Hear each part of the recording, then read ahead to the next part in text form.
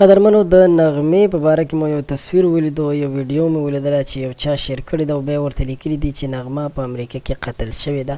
نو د دې خبر حقیقت څه دی؟ ځکه چې د هغې هم ډېر زیات مسایل چلیدل منګل سره، یا نور داسې خبرې چلیدلې چې په دې خبر باندې خلک اعتبار ډېر زر کوي او وایي چې هغه مړه شوې ده.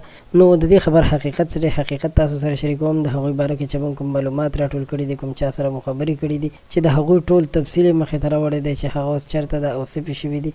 دغه به تاسو په دې ویډیو کې وګورئ. خو د هغې نه وړاندې د هغې یو څو خبرې کول ضروري ګڼم چې کله هم د ده او د منګل ترمنځ طلاق کېدو، نو د طلاق نه پس بیا منګل دا خبرې کړې وې چې زموږ د روغې جوړې کوشش یې چا هم نه کولو. هغه ویل که زموږ د روغې جوړې کوشش یې چا کړی نو نن به دا حالت نه و. یعنې دوی به دواړه یو ځای وو، دوی دواړو چې په مینه باندې په خوښه باندې واده کړی و. منګل او نغمه چې دوی په یو کالج کې یا پوهنتون کې سټوډنټانو او په مینه باندې واده وکړو، خو دا واده سره پورې ونه رسېدو او اخر هم اگر که دوی بچي هم زلمي وو او لورګانې پیغلې وې، خو بیا هم د دوی په امریکا کې طلاق وشو.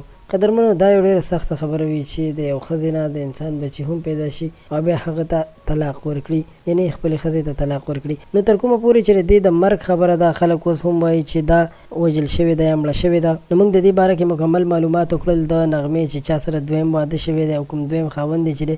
اگر که هغه په میډیا باندې ښکاره نه راځي، خو حقیقت دا دی چې په نغمې باندې هېڅ هم دی شوي، هغه بالکل روغه جوړه ده. خو دا خبر مې صرف د دې دپاره شریک کړو چې ډېر کسان په ویډیوګانې جوړوي او تر اوسه پورې د دې خبر څه حقیقت مخې ته نه دی راغلی. ویډیو د کتلو مو یو جهان مننه. خوشحاله اوسئ، بریالي اوسئ.